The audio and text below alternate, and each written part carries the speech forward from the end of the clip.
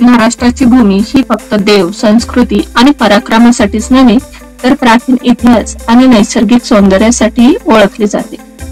अशाच एका अद्भुत ठिकाणी आपण आज प्रवास करणार आहोत, नाणेघाट. हे ठिकाण केवळ डोंगरातील घाट नाही तर इथे दडलेले आहे इतिहासाचे गुपित, व्यापारांची कहाणी आणि शिलालेखात कोरलेले साम्राज्याचे वैभव. नाणेघाट मुंबई पुणे नजीक जुन्नर तालुक्यात आहे. पुण्यापासून 130 किलोमीटर अंतरावर नाणेघाट आहे. घाटाचा ऐतिहासिक उपयोग सातवाहन काळात व्यापारी मार्गासाठी केला जात होता. येथे नाणी म्हणजे टोल आकारले जात असे, म्हणून नाव पडले नाणेघाट. नाणेघाटाला जाताना ब्रेकफास्ट साठी आम्ही मोक्ष हॉटेलमध्ये थांबलो आहे. येथील ब्रेकफास्ट केला.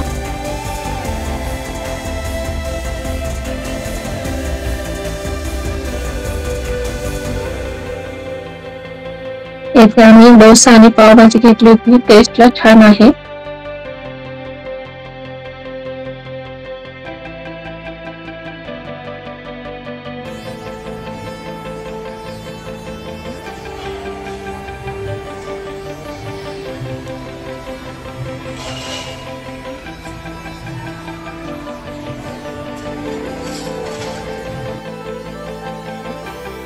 डोंगर कापून केली वाट, नाणे घेतली एक घाट, व्यापारी गेले पुढे, इतिहास ठेवला कडे.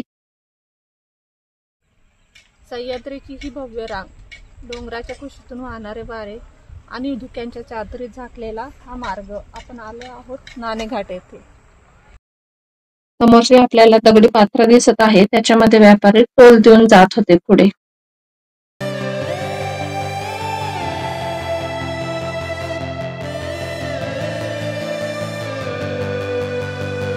मित्रांनो, नाणेघाट आपल्याला शिकवते की मार्ग कितीही कठीण असला तरी मानवाने त्यावर उपाय शोधलेलेच आहेत. डोंगर कापून वाट बनवणारे आपल्या पूर्वजांचे सामर्थ्य आपल्याला प्रेरणा देते. आज आपण हे आधुनिक रस्ते, पूल, बोगदे पाहतो, याची सुरुवात येथेच झाली होती.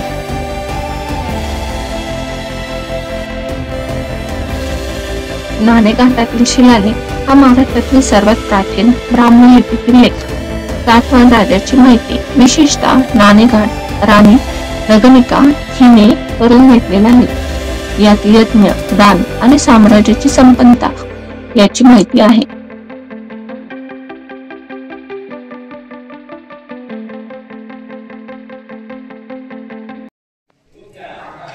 कालच्या राणीने जेव्हा यज्ञ केलं तेव्हा ह्या लेणी कोरलेल्या आहेत. आपण पाहू शकता पाणी साठवण्यासाठी केलेले ह्या टाक्या आहेत. आजही ताजे पाणी उपलब्ध आहे येथे.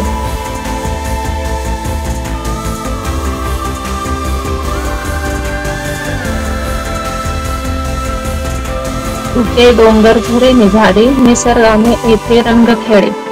नाणेघाटावरून दिसणारे सह्याद्री पर्वत, ढगाळ हवामान, पावसाळ्यात पडणारे धबधबे, ट्रेकर्ससाठी जणू स्वर्गच आहे हे.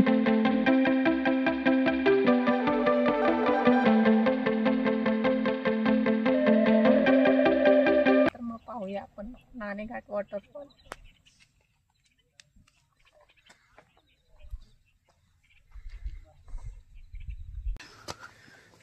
मस्त अशी धुकं आलेली आहेत.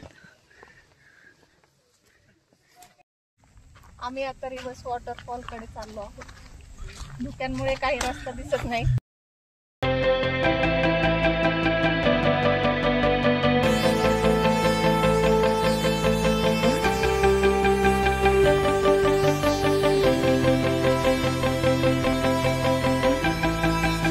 वॉटरफॉल कडे जाताना आपल्याला समोर जीवधन किल्ला दिसत आहे.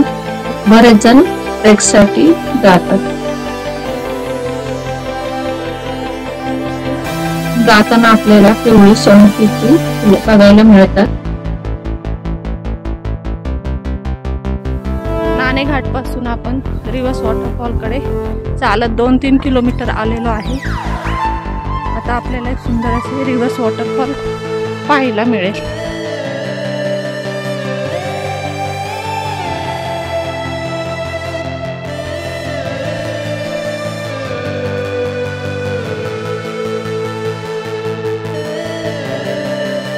धुके खूप आहे आणि पाऊस नाही, त्यामुळे आपल्याला वॉटरफॉलचा फ्लो आपल्याला कमी दिसतोय. धुक्यांमुळे रिव्हर्स वॉटरफॉल दिसत नाही.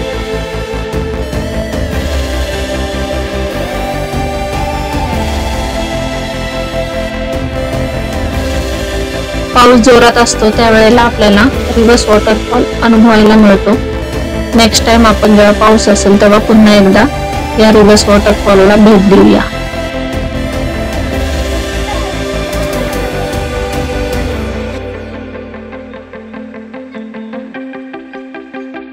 निघालो आहोत परतीच्या प्रवासाला पुण्याकडे. अजूनही 1 वाजले तरी धुकं खूप आहे.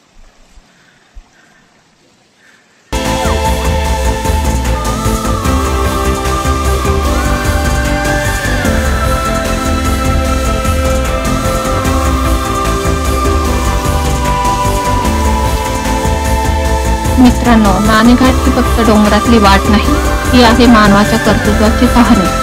डोंगर फोडून रस्ता तयार करणारे आपले पूर्वज आपल्याला शिकवतात की मार्ग किती कठीण असला तरी ध्येय गाठायचे असेल तर तो नक्की सापडतो.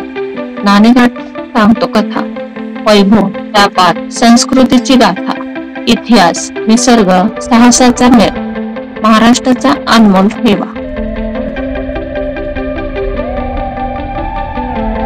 जर हा प्रवास आवडला असेल तर लाईक, शेअर आणि सबस्क्राईब करायला विसरू नका. पुढच्या प्रवासात भेटूया नवीन ठिकाणी. तोपर्यंत जय हिंद, जय महाराष्ट्र.